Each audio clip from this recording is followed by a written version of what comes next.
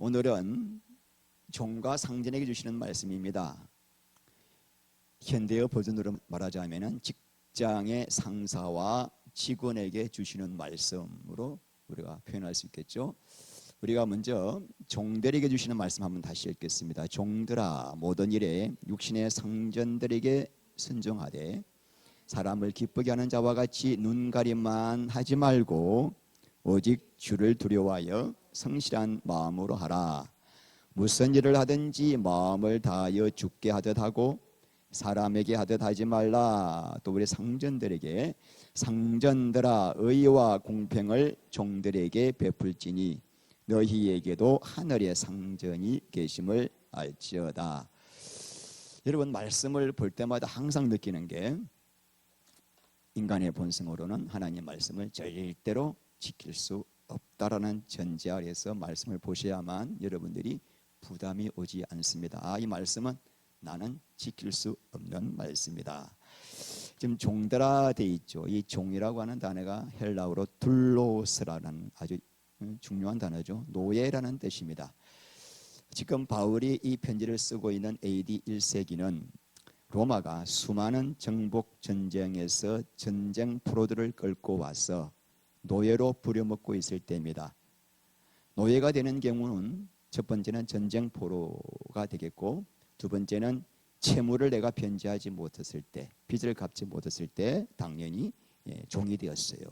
세 번째는 아버지가 노예면은 자식도 자동적으로 노예가 되었는데, 당시 로마시의 노예 수가 75만 명에서 아주 번창할 때에는 무려 250만 명까지 되었다고 합니다. 그러니까 노예들의 비참한 실상은 여러분들이 영화를 통해서 잘 알고 계실 것입니다.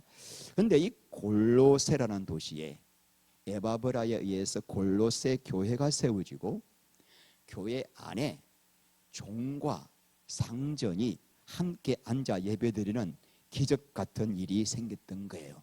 당시로서는 상상도 알 수 없습니다. 자, 어째서 그런 일이 생길 수 있었는가? 우리 갈라디아 3장 28절 읽겠습니다. 너희는 유대인이나 헬라인이나 종이나 자유인이나 남자나 여자나 다 그리스도 예수 안에서 하나이니라. 그리스도 안으로 들어오면은 세상에서 지가 아무리 잘난 상전이라 하더라도, 아무리 비천한 종이라고 하더라도 다 뭐다? 형제요 자매다. 다 하나다. 조금도 차별이 없다. 여러분, 잠깐 골로새서 3장 11절 한 장 넘겨셔서 성경책 한번 읽어보실까요? 3장 11절. 자, 10절부터 봅니다. 10절부터 11절 3장 시작. 새 사람을 입었으니 이는 자기를 창조하신 이의 형상을 따라 지식에까지 새롭게 하심을 입은 자니라. 거기에는 헬라인이나 유대인이나 할레파나 무할레파나 야만인이나 서구대한인이나 종이나 자유인이 차별이 있을 수 없나니 오직 그리스도는 만유시요 만유 안에 계시니라. 예수님을 주님으로 영접하면은 종이나 자유인이나 똑같이 예수님이 그 사람 안에 들어오신다는 거예요. 차별이 없다. 그러니까 구원받고 난 다음에 사람의 기천에 차별이 없다는 거죠. 상하에 차별이 없다는 것입니다. 이것이 성경이 가리키고 있는 중요한 주제입니다. 그래서 골로새 교회 안에 종이나 자유인이나 다 모여서 형제님, 자매님 이렇게 부르면서 예배를 드렸다는 것입니다. 자, 여러분, 오늘 바울이 이런 골로새 교회에게 보낸 편지에서 종들에게는 뭐라고 말하는가 하면은, 너네들 육신의 상전들에게 모든 일에, 어떤 일이 아니라 모든 일에 순종하고 눈치 보고 눈가림하지 말고 주님을 섬기듯이 성실하게 하고, 더 나아가가지고 23절 말씀 보니까 그 일을 마치 주님을 섬기듯이 섬기라는 거예요. 여러분, 이게 지금 용납이 되는 말씀인가요? 지금 종들은요, 뼈 빠지게 일을 해도 인격적으로 대우받지 못하고 정말 짐승처럼 살고 있습니다. 월급을 받는 것도 아니고. 그러니 여러분 어떻게 하겠어요? 주인이 볼 때에는 일하는 척 하죠. 주인이 안 보면은 절대로 일 안 합니다. 그리고 뭐 하죠? 주인 험담하고 불평하고 뒷담화치죠. 그런데 오늘 바울은 너무나 뜻밖의 말을 하고 있습니다. 상전에게는 또 뭐라 그럽니까? 상전들에게는 종들에게 뭘 베풀어라? 착지하지 말고 떼어먹지 말고 일한 만큼 삭슬 주고 그들에게 정의와 공평을 베풀어라. 이것도 이해가 안 되는 거예요.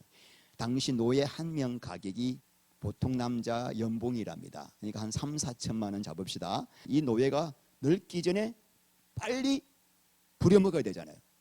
그런데 지금 노예한테 정의와 공평을 베풀어라. 왜 그런가? 너 위에도 하나님이 계셔. 상전이 계셔. 너 위에 상전이 하나님이시기 때문에 하나님 말씀을 드려야 돼. 인간적인 머리를 굴리지 말고. 자, 그래서 여러분 오늘 모든 말씀이 절대로 사람의 본성으로서는 지키기가 어려운 이야기입니다. 근데 여러분 사람으로 태어나서 이 노예가 된다는 것은, 노예가 되어서 짐승처럼 산다는 것은 사람으로서 가장 비참한 일일 수가 있습니다. 그런데 모든 일에, 오늘 바울이 모든 일에 상전에게 순종하고 주님 섬기듯이 섬기라는 이 말 때문에 기독교는 노예 제도를 찬성하고 합당하게 이기는 나쁜 종교라고 생각하는 사람들이 굉장히 많습니다. 여러분 만약에 우리가 바울이라고 한다면은 이런 기가 막힌 노예가 학대를 받고 있는 상황에서 어떻게 편지를 쓰겠습니까? 노예들이여 단결하여 우리를 핍박하는 저 상전들을 때려 부숴버리고 이 세상을 개혁하여 정의로운 사회를 만들자. 이렇게 여러분 아마 저 같으면은 스파르타쿠스처럼 그런 마음을 가지고 있어가지고 이 악한 불의한 세상에 대해서 데모하고 부수고 새로운 세상을 만들자라고 편지를 보냈을 것 같아요. 그래서 오늘 우리가 살펴볼 포인트가 이 본문이 상당히 논란이 많은 본문이라서 제가 머리가 많이 아팠습니다. 이거를 어떻게 풀어나가야 할지. 첫 번째는 왜 사도 바울은 세상의 체제의 변화가 아니라 우리의 마음의 변화를 요구하고 있는가. 두 번째는 왜 건의에 무조건 순종하라고 하고 있는가. 도저히 이 두 개에 대해서는 우리가 상식적으로 본성적으로 용납이 안 되기 때문에 이 두 가지를 오늘 핵심으로 우리가 자꾸 말씀을 나누고자 합니다. 첫 번째, 왜 마음의 변화, 왜 세상의 사회 체제를 바꾸지 않고 왜 있는 자리에서, 종은 종의 자리에서, 주인은 주인의 자리에서 왜 서로 사랑하고 섬기라고 할까? 왜 그럴까? 여러분 만약에 바울의 말대로 종이 주인을 전심으로 주님 섬기듯이 섬기고 상전은 이 종을 정의와 공평을 향하면서 정말 자식 같은 마음으로 사랑하고 섬긴다면 노예 제도는 저절로 폐지되기 때문입니다. 이해가시나요? 노예 제도가 필요가 없습니다. 유지될 수가 없습니다. 그러니까 성경에서 일관되게 말하고 있는 것은 사회 체제를 바꾸기 전에 사람이 먼저 바뀌어야 한다는 거예요. 먼저 정말 예수 믿는 사람들이 머리로 지식으로 습관으로 종교로 믿지 않고 정말 예수님이 내 인생의 주인 되셔서 믿게 되면은 내 안에 하나님의 나라가 임하게 되고, 하나님의 나라가 임하게 되면 에스겔 36장 26절 말씀대로 이 강박하고 못되고 고집스러운 아담의 본성이 제하게 되고 부드러운 마음, 그리스도의 마음으로 바뀐다는 것이 성경에서 말하고 있는 새 언약 아닙니까? 자, 이렇게 우리 안에 정말 예수가 주인 된 사람은 내 안에 그리스도의 마음으로 바뀌기 때문에 예수님이 하나님의 말씀에 절대 순종하여 십자가에 죽으시기까지 순종하셨던 것처럼 우리가 우리의 윗근위자에게 하나님에게 순종하셨던 예수님처럼 우리도 순종하게 되고, 우리 안에 예수의 마음을 갖게 되면은 예수님이 우리를 위하여 십자가에 죽으시고 생명을 버리시기까지 사랑하셨던 것처럼 우리 역시 아랫사람을 예수의 마음으로 사랑하고 섬기게 된다. 이게 기독교의 핵심입니다. 이해가시나요? 예수가 우리 안에 주인 되면은 세상은 바뀌게 된다는 거예요. 너무나 중요한 원리입니다. 예수님을 봅시다. 예수님께서 십자가에 못 박히기 때 겟세마네 동산에서 로마 군병에게 잡혔었습니다. 자, 그때 그 혈기 많은 베드로가 어떻게 했습니까? 대제사장 말고의 귀를 칼로 잘라버렸습니다. 왜냐? 너무나 부당한 처사거든요. 이 로마의 악한 정권이 우리 예수님을 잡아가다니. 그때 예수님께서 뭐라고 그랬습니까? 내 칼을 칼집에 도로 집어넣어라. 칼을 가지는 자는 칼로 망한다. 지금 우리가 볼 때는 예수님 같은 능력이 있으면은 이 로마 정권을 엎어버리고 사회를 개혁하여 이스라엘을 정의로운 사회로 만들 것 같은데, 우리 예수님이 하신 것은 전혀 로마에 대하여 저항하지 아니하고 십자가에 피 흘려 죽으셨습니다. 왜냐? 예수님이 피 흘려 죽으셔야만 우리 죄가 용서받고, 죄 용서함을 받아야 예수 믿는 자 안에 성령이 오셔서 예수가 주인 되게 하십니다. 예수가 주인 되게 하시면은 새 사람, 새 피조물이 되어 세상이 바뀌어지기 때문이에요. 할렐루야. 우리가 생각할 때는 예수님이 그냥 어떻게 로마 제국을 확 그냥 없애버리고 정말 정의로운 나라를 만들었으면 좋겠는데 그러지 않았습니다. 너희들에게 가장 큰 문제는 너희 안에 있는 옛사람의 본성이야. 그것만 처리되면은 세상의 빛과 소금의 역할을 감당하여 너무나 아름답고 정의로운 사회가 그것은 되어지는데, 그 실체가 결국은 천년왕국에서 이루어질 것입니다. 바울이 종들에게 야, 너네들 혁명을 일으켜서 상전의 포갑에서 벗어나라고 하지 않고 오히려 순종하라. 상전들에게는 너네들 하인들을 막 부리지 말고 사랑과 공평으로 정의로 섬기라고 하게 됐던 것입니다. 그러면은 세상은 변화된다. 만약에 여러분 상전을 폭력과 억압으로 무너뜨리고 주인을 없애버리면은 반드시 폭력은 보복을 낳게 됩니다. 그래서 결국은 서로 물고 뜯다가 다 망하게 되는 게 인간 세상입니다. 인간의 역사가 그것을 말해주고 있습니다. 기독교는 절대로 비폭력입니다. 절대로 무력을 사용하지 않습니다. 오히려 나를 죽이는 자 앞에서 죽음으로 그 사람을 변화시키는 게 기독교라고 하는 것입니다. 여러분, 오늘 이 말씀을 나누기 위해서는 칼막스를 다시 한번 우리가 다룰 수밖에 없습니다. 공산주의를 만들었던 칼막스의 가장 큰 문제점이 뭐냐면은 뭔가요? 신의 존재, 하나님의 존재를 철저하게 부인했던 무신론자입니다. 이 사람이 아주 독실한 기독교 유대인 가정에서 태어났습니다. 그래서 17세 때까지는 정말 하나님을 잘 믿었다고 합니다. 그런데 청년 시기에 포엘바의 영향을 받아가지고 무신론자가 되고 맙니다. 이 포엘바는 어떤 자냐면은 사람이 신을 만들었다는 거예요. 사람이 자기의 욕구와 편의를 위해서 만들어낸 것이 신이라는 거예요. 이 영향을 받게 되면서 이 칼막스가 교회와 기독교를 그렇게 정오하고 철천지 원수로 여겼던 것입니다. 그래서 우리가 두 번째 공산주의의 가장 큰 문제점이 뭐냐면은 이 칼막스의 모든 이론은 하나님이 없다라고 하는 무신론에서 출발했기 때문에 칼막스의 모든 이론은 뭐다? 인본주의에 기초하고 있습니다. 인본주의, 인간은 뭐하다? 선한 존재다. 그러므로 하나님 없이 우리 인간의 노력으로 프롤레타리아 혁명을 일으켜서 좋은 체제를 가지게 되면은 이 세상은 공의롭고 평등한 지상낙원이 될 수 있다라고 주장했던 것입니다. 여러분, 왜 칼막스가 이런 이론을 주장하게 되었을까? 우리가 역사적으로 보게 되면요, 이 당시에 영국이 산업혁명이 일어난 뒤였습니다. 그러다 보니까 돈 가진 자본가는 점점 부자가 되죠. 가난한 사람은 노동력을 착취당하고 아무리 열심히 일해도 점점 가난해지고, 또 어린 아이들은 정말 열악한 환경 속에서 노동력을 착취당해야 하는 기가 막힌 환경이었습니다. 그러니까 이게 자본주의의 폐해입니다. 자, 이 무신론자인 칼 막스가 이런 영국의 현실을 딱 바라볼 때, 이 타락하고 부패한 세상을 변화시키는 유일한 방법은 무엇밖에 없다? 프롤레타리아 혁명밖에 없는. 프롤레타리아라는 말이 독일어입니다.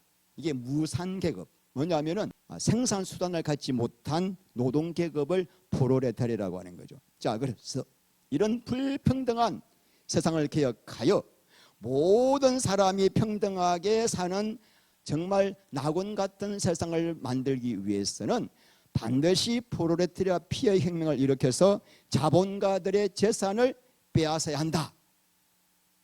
굉장히 설득력 있는 이론입니다. 이 공산주의 이론으로 무려 74년 동안에 1억 명이나 되는 사람을 죽였던 것이죠. 그리고 공산주의가 들어간 나라마다 전부 다 거지가 되는 거예요. 왜 그랬을까요, 여러분? 이 사람의 가장 큰 맹점은 뭐냐? 하나님은 없고 사람은 선하다라는 거예요. 자, 그래서 선한 사람들이 체제만 바꾸면 좋은 나라가 될 것이라고 했는데 웬걸? 그들은 자기 체제에 자기 주의에 반대하는 사람들은 전부 다 적으로 몰아가지고 반동분자로 몰아가지고 전부 다 죽여버렸습니다. 그리고 자본가들의 재산을 다 빼앗아가지고 누가 가졌어요? 소수의 공산당 간부만 가지니까 그들은 부자가 되고 전 국민들은 거지가 될 수밖에 없었던 것입니다. 그러므로 여러분, 성경은 인간은 어떤 가능성도 없는 완전히 부패된 죄인이다 이 말이에요. 성경의 출발점은 인간은 죄인이기 때문에 인간으로서는 어떤 것도 선한 것이 나올 수 없다. 먼저 구원받아서 사람이 새로워져야 한다. 이게 성경의 지론이에요. 사람에게는 가능성이 없다. 그래야 세상이 바뀐다는 것이고, 공산주의는 사람이 아주 선하기 때문에 혁명을 통해서 이 세상을 낙원으로 만들 수 있다라고 주장하는 거예요. 그러므로 정말 그리스도인은 절대로 공산주의자가 될 수가 없습니다. 만약에 그리스도인인데 공산주의자라고 한다면 그 사람은 공산주의가 무엇인지를 모르거나 아니면 가짜 기독교인일 수가 있을 겁니다. 그런데 여러분, 중요한 거는 어쩌다가 칼 막스가 공산주의자를 만들었을까? 어쩌다가 그 당시에 칼 막스가 그 유럽의 현실을 바라보면서 공산주의라는 이 정말 기상천외한 주의를 만들었을까? 그걸 한번 생각해 봅시다. 그 이유가 뭘까요? 제가 쭉 공부를 해보면 그 당시에 기독교가 하나님의 생명을 잃어버렸고 세속적 행복만을 추구하는 종교로 타락하고 말았기 때문이에요. 십자가 복음을 잃어버렸기 때문이에요. 입술로만 주여 주여 부르는데 돈이 주인이었기 때문이에요. 그러니까 칼 막스가 볼 때는 교회가 어떤 존재인가 하면은 이 부조리하고 타락한 세상을 변화시켜야 되는데 오히려 이 타락한 세상이 계속 오래 유지하도록 도와주는 존재로 보였던 겁니다. 이 교회가 약하고 어렵고 힘든 사람들을 도와줘야 될 것인데 오히려 권력과 야합하고 세상과 간음하고 교회 안에서 가난한 자를 차별하고 이런 기가 막힌 교회가 되었기 때문에 칼 막스가 볼 때는 당연히 혁명을 일으킬 수밖에 없었던 것입니다. 교회란 것이 아편과 같은 존재구나. 그러니까 칼 막스가 이렇게 결론을 내립니다. 이 종교, 기독교라고 하는 것은 이 세상이 얼마나 부조리하고 부패한 세상인지를 깨닫지 못하고 개혁하지 못하도록 지배계급이 만든 아편 같은 존재구나. 너무나 부패한 세상인데 그 부패한 세상의 실체를 보지 못하고 그 부패한 세상을 개혁하지 못하도록 교회에 와가지고 계속 인민들에게 마약 주사를 놓고 있는 곳이 교회구나. 그래서 이 플라루테리 혁명을 일으키기 위해서는 반드시 교회를 파괴해야 된다고 그런 마음이 들었던 것입니다. 여러분, 기독교 역사를 보면요, 기독교가 이민의 아편이라는 이 말을 들을만 합니다. 이 아프리카의 흑인들을 끌고 와서 그 비참한 노예로 만든 자들이 누굽니까? 하나님을 믿는 영국인, 미국인이었습니다. 17세기부터 약 300년 동안 1200만 명의 흑인들을 물건처럼 팔고 짐승처럼 부려먹은 자가 누굽니까? 그리스도인이었습니다. 여러분, 이게 노예들을 끌고 가는 모습이에요. 이게 노예선입니다. 이 아프리카에서 노예들을 끌고 유럽이나 북미로 가는 그 도중에 손과 발과 목을 쇠사슬에 메어가지고 이 넓이가 40cm 되는 그 좁은 공간에 몇 달씩 가야 했습니다. 짐승도 이렇게 하지 않잖아요. 이렇게 몇 개월씩 가다가 20% 내지 30%가 다 죽었답니다. 세상에 인간의 역사 중에서 이 노예의 역사보다 더 잔인한 일이 없을 것입니다. 그래서 이렇게 노예가 죽으면 바다에 떨어뜨렸기 때문에 노예선이 뜨기만 뜨면은 바로 상어가 따라왔답니다. 먹을 게 너무 많으니까. 게다가 이 기독교인들이 어떻게 했냐면은 성경을 가지고 노예제도를 합리화시켰습니다. 여러분 창세기 9장에 보면은 노아가 함의 아들 가나안을 저주합니다. 그래서 뭐라 그런가? 지금 흑인들은 함의 자손이다. 그래서 흑인들이 이렇게 노예로 살고 있는 것은 하나님의 저주를 받았기 때문이다라고 하면서 노예 제도를 합리화시켰습니다. 오늘 본문 특별히 골로새서 여러분 3장 22절 말씀도 단골로 사용했습니다. 봐라, 바울이 뭐라 그랬냐? 종들아, 상전들에게 순종하라, 모든 일에 순종하라 그러지 않았는가? 그리고는 4장 1절 말씀은 스킵하죠. 그리고 항상 기도했습니다. 하나님, 내가 이렇게 노예들을 마음껏 부려먹게 해서 잘 먹고 잘 살고 부자 되게 하셔서 너무너무 감사합니다. 늘 감사 기도드렸어요. 그런 모습을 보았을 때 그게 민중의 아편이 아닙니까? 그렇게 보일 수밖에 없죠. 기독교 역사가 그런 역사였습니다, 여러분. 하나님의 공의와 하나님의 정의는 실현되지 않았고 예수를 이용하여 온갖 더러운 죄를 지으면서 내 욕심 채우기 위해 바빴던 게 기독교였거든요. 그러니까 칼막스가 이런 이론을 만든 거죠. 이 민중의 아편이야 이거는. 교회 가가지고 사람이 바뀌는 게 아니라 더 욕심적이고 탐욕적이고. 오늘 중요한 핵심은 아무리 예수를 믿고 교회를 다녀도 예수가 정말 주인 되지 않으면은, 예수가 내 삶 속에 전부가 되지 않으면 예수 믿는 기독교인들이 예수 믿지 않은 사람들보다 더 악한 자가 될 수가 있다는 것을 기독교 역사가 우리에게 좀 보여주고 있습니다. 오늘날 기독교인들은 18세기, 19세기 그때보다 좀 나을까요? 만약에 오늘날 노예제도가 있다고 합시다. 노예 한 명당 3천만 원, 4천만 원 해요. 또 이렇게 아주 젊고 이렇게 건장한 젊은이는 노예는 한 1억씩 합니다. 그러면은 여러분 집에 보통 10명씩 건드리고 있었어요. 예. 그리고 좀 부자는 100명씩 건드리고 있었습니다. 여러분 집에 지금 노예가 100명이 있는데 어떤 사람이 나타나가지고 노예 제도를 해방합시다라고 했을 때 그 말에 찬성할 수 있는 사람 손 들어보십시오. 여러분 전 재산이에요. 그거 나와버리면 여러분 거지 되는 거예요. 자, 그럴 때 그 사람들이 하나님의 형상이기 때문에 내가 하나님 말씀에 순종하여 이 노예 제도를 주님의 사랑으로 해방시켜 줄 것인가?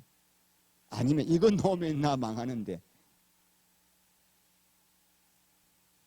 제가 이 말씀을 준비하면서 정말 두려웠어요. 내가 만약에 그 당시에 살았다면 나는 과연 노예 해방 제도에 찬성할 수 있었을까? 그만큼 예수가 주인 되는 것이 장난이 아니다라는 것을 우리에게 말하고 있습니다. 예수 믿는 것이 왜 좁은 길인가? 왜 협착한가? 왜 거의 그 길을 가지 않는가? 그 18세기의 영국은요, 이 아프리카 원주민을 데려다가 미국에다가 팔아먹었습니다. 북미에다가. 근데 그게 얼마나 장사가 잘 되는지 영국의 수입의 3분의 1이었습니다. 엄청난 산업이었습니다. 자, 그때 영국의 하원 의원인 윌리엄 윌버포스가 하나님 앞에 두 가지를 기도했습니다. 하나님, 우리나라에서 노예 무역을 금지하게 하옵소서. 그리고 우리나라에 이 악한 간섭이 폐지되게 하옵소서. 이렇게 기도하다가 드디어 1799년도 노예 제도에 대한 반대 연설을 했습니다. 황금의 눈이 어두워 노예 제도를 고집하면 영국은 살아남지 못할 것이다라고 1799년도 의회 연설을 하자 전부 찬성했을까요? 반대했을까요? 전부 반대했습니다. 막 생명의 위협이 왔어요. 막 너 죽여버리겠다. 누구 거짓 만들려고 하느냐. 아니 그 나라가 하나님을 믿는 나라 아닙니까? 다 하나님 예수 믿는 나라잖아요. 그래도 이 윌버포스는 무려 34년 동안 목숨을 걸고 노예 폐지를 위해서 싸웠습니다. 드디어 1833년, 그러니까 딱 34년 만이죠. 1799년부터 34년간 싸우다가 드디어 노예 해방 법령이 통과되고, 통과된 뒤 2개월 뒤에 윌리엄 윌버포스가 주님의 품에 안깁니다. 그러니까 이분의 하나님이 주신 사명은 뭐예요? 노예 해방이었습니다. 사명 끝나니까 바로 데리고 갔습니다. 윌버포스는 정말 예수님을 주님으로 모시고 있었기 때문에 하나님의 마음을 갖게 되었고, 하나님의 형상으로 지음받은 인간들이 그렇게 짐승처럼 사는 것을 차마 볼 수 없었기 때문에 목숨 걸고 이 제도에 반대했던 것입니다.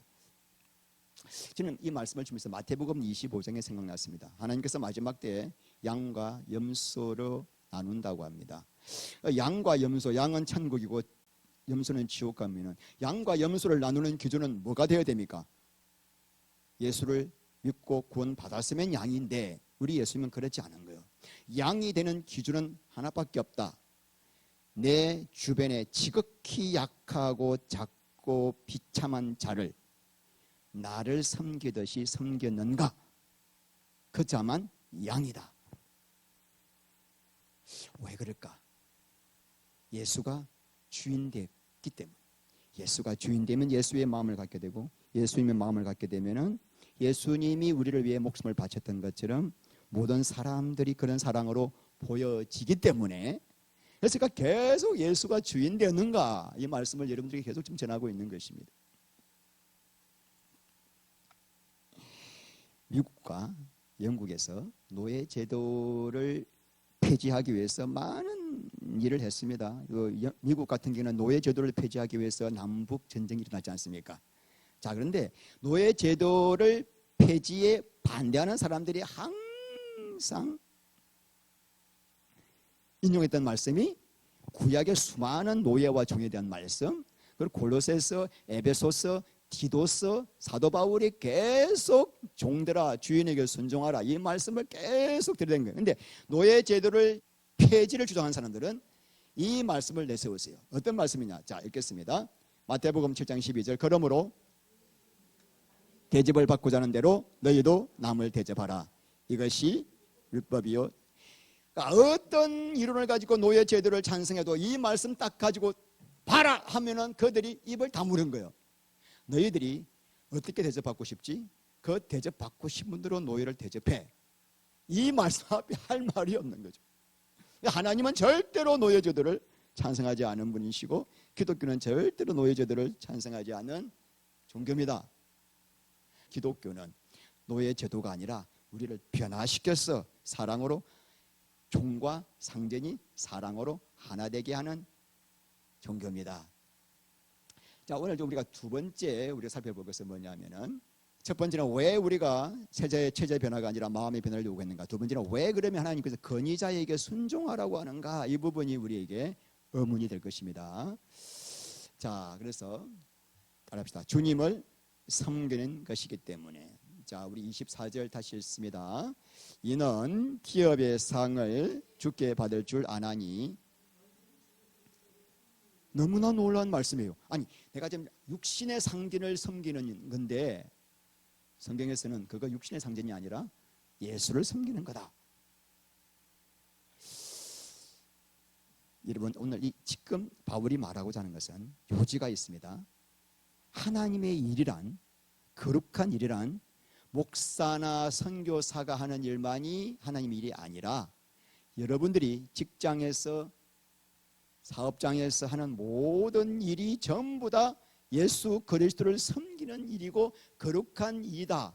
그러므로 그 일을 할 때 예수님 섬기듯이 해야만 한다. 그래야 상이 있다. 여러분 직장 나가서 사업장 나가서 하시는 일이 돈 벌기 위해서가 아니라는 것입니다. 하나님께서 하시는 말씀은 그 일이 바로 나를 섬기는 너무나 소중한 일이다. 목사님, 직장 상사가 인격적이고 사람이 좀 인간적이고 밥맛이 있다면 내가 순종하겠는데, 이거 완전히 개박하고 까다롭고 정말 이상한 사람이라고 한다면 여러분 어떻게 해요? 대들고 싶죠. 바로 올라와요. 내 직장 상사 만났는데 정말 밥맛이야. 그럼 순종은 그냥 언제 한번 들어받을까? 한번 내가 기회만 보는 거야. 박아버리자.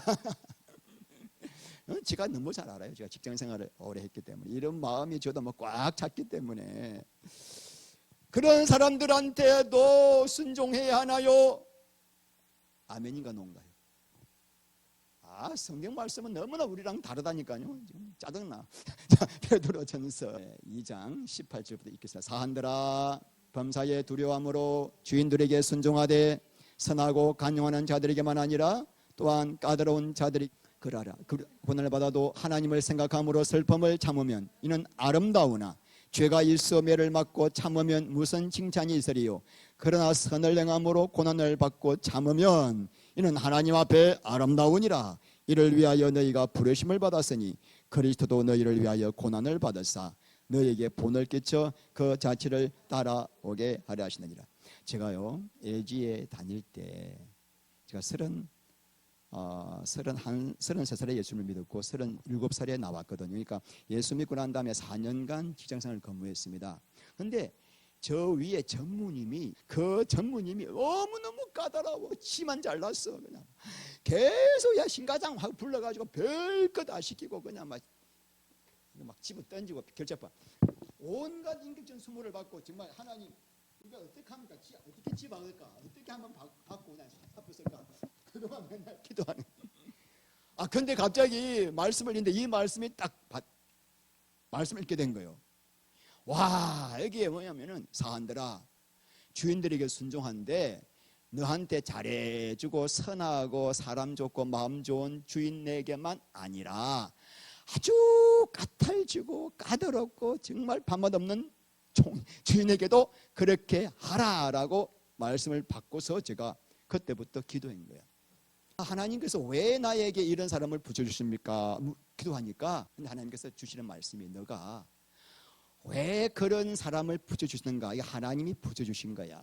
너 안에 그 거역하는 본성을 처리하기 위해서 내가 특별하게 그 사람을 붙여주신 거야. 이런 마음을 딱 온 순간부터 제가 깨져버린 거예요. 그 마음 말씀을 딱 받고 난 다음에 그분을 보니까 긍휼의 마음이 오는 거예요. 저분이 나 때문에 고생을 많이 하는구나. 그래서 그때부터 제가 진짜 눈물로 기도했어요.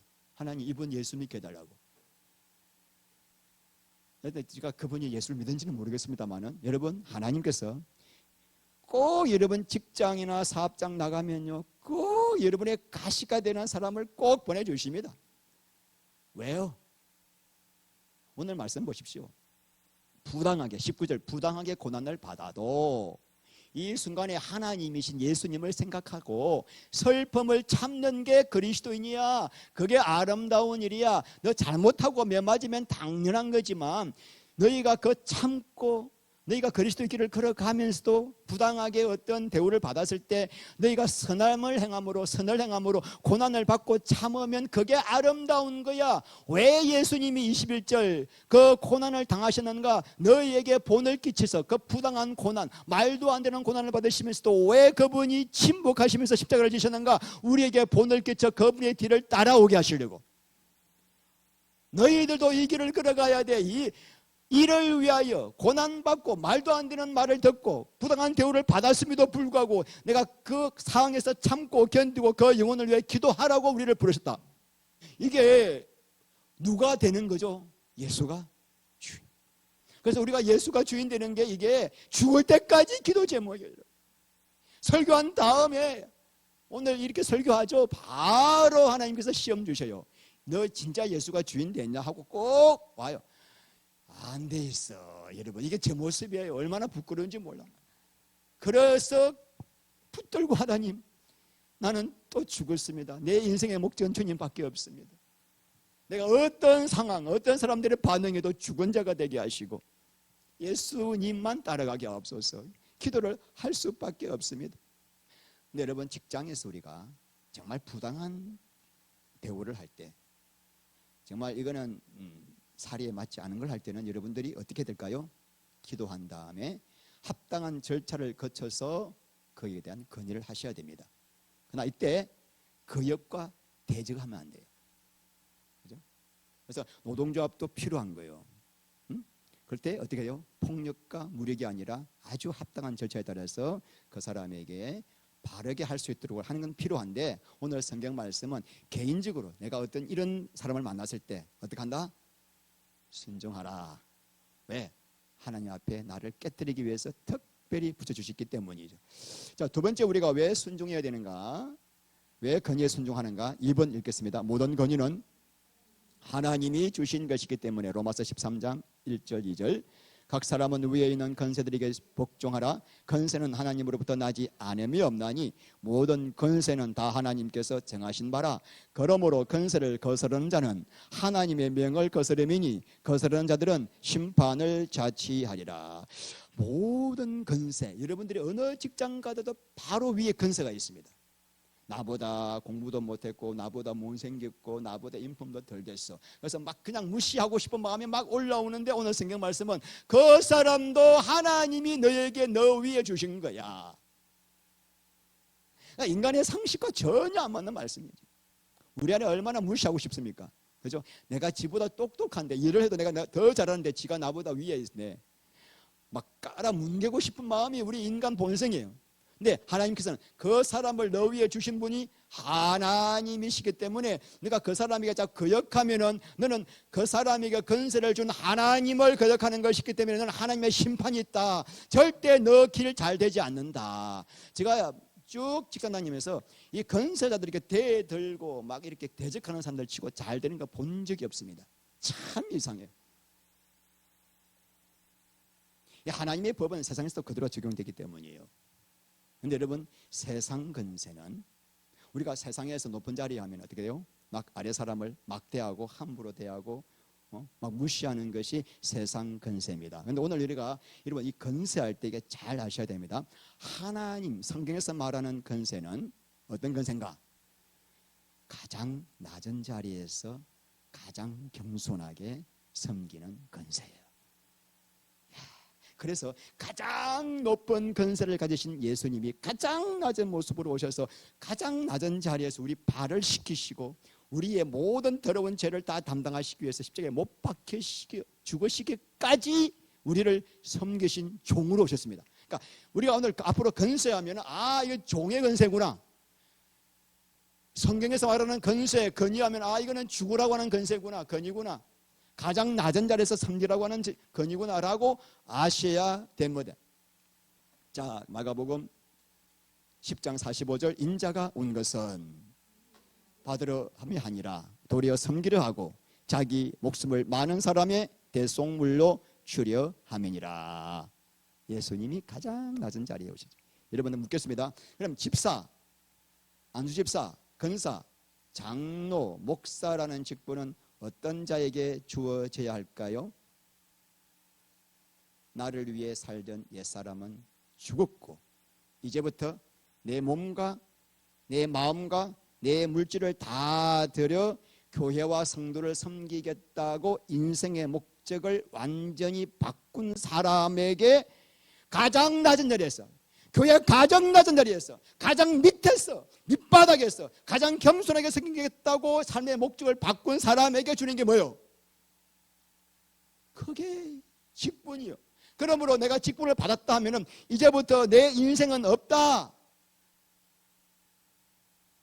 자나까나 교회와 성도를 위해 기도하고 교회와 성도를 위해서 내가 어떻게 섬길까? 이게 직분자입니다. 할렐루야. 그러니까 교회와 성도의 뭐가 되는 거다? 노예가 되는 게 직분이라고 하는 것은. 많은 교회에서 직분을 계급으로 생각합니다. 감투로. 여러분, 집사보다 권사가 높고 전도사보다 목사가 높습니까?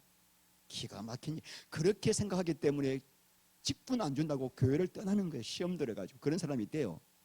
보지는 못했지만 많대요. 이번에 왜 장로를 안 주다니, 집사를 안 주다니. 이런 정말 복음을 제대로 알고 십자가 길을 가는 사람은 직분에 전혀 연연하지 않습니다. 저 목사 언제든지 벅서 섰어요. 여러분, 저를 형제라 부르십시오. 신용주 형제. 좋아요, 좋아. 우리 다 형제 자매예요. 예수의 다 종이에요. 여러분, 앞으로 내가 직분자가 되었다는 건 이제 나는 죽었다, 내 인생 없다, 완전히 주님께 매인 자다, 교회에 몸, 목숨, 물질, 몸 다 드리기 위해서 내가 된 거다. 할렐루야. 그런 결단에 서시면 저한테 오십시오. 내가 직분 드릴게요. 언제든지. 그게 영광스러운 직분입니다. 자, 마지막 우리가 한 가지 말씀 빠져서 이제 이것으로 읽겠습니다. 자, 25절, 불의를 행하는 자는, 사람은 전부 다 외모로 판단합니다. 사람은 외모 꾸미기가 바빠요. 학벌, 스펙, 돈, 외모, 여자들은 미모, 뭐든지 꾸미고 싶어. 왜 다 첫 번째 외모로 딱 모든 걸 판단하고 결정해버리기 때문이죠. 근데 우리 하나님은 뭘로 판단하신다?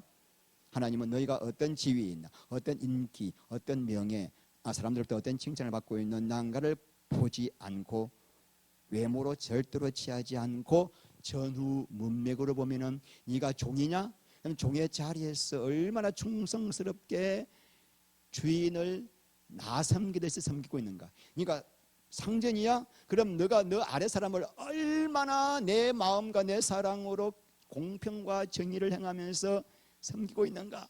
그것만 보시고 하나님이 상을 주시겠다고 하는 것입니다. 여러분, 이게 불가능해요. 우리 인간으로서는 아래 사람을 어떻게든 내가 이용해 먹고 많이 굴려가지고 내가 이익 봐야 되고, 위 사람은 어떻게든 간에 치받고, 이게 이렇게 우리 인간인데, 이거는 예수가 진짜 주인 되지 않으면은 안 되는 일이에요. 제가 요셉 이야기하고 끝내는데, 요셉이요 얼마나 억울합니까? 형들이 갑자기 자기를 팔아먹었어요. 그래서 보디발 집에 노예로 갔습니다. 근데 이 요셉이요 보디발을 하나님 섬기듯이 섬겨요. 억울하게 감옥에 들어갔으면 그냥 한 병 소주도 한 병 마시면서 깽판도 부릴 건데, 거기서 최선을 다하여 총무를 섬겨요. 왜 그런가? 요셉은 하나님이 전부였기 때문에, 하나님이 전부요, 하나님이 주인이기 때문에 하나님의 영이 들어온 사람은 그렇게 살게 돼요. 알아주든 알아주지 않든, 주인이 보든 안 보든 내 맡은 일을 최선을 다하여 내 윗사람을 그냥 주님 생기듯이 그냥 순종하게 되는 게 예수의 영이 오기 때문이죠. 여러분 마찬가지입니다. 어떤 자리에서 어떤 상황에서도 사람의 인정, 사람의 영광을 구하지 마십시오. 그게 넓은 길이에요. 주님만 바라보고 주님의 심장으로 윗사람에게는 순종하고 아랫사람에게는 사랑하는 이 좁은 길로 걸어가셔서 성경의 모든 복을, 비밀스러운 복을 누리게 되시기를 주의 이름으로 축원합니다. 하나님, 예수님이 정말 나의 전부인지요?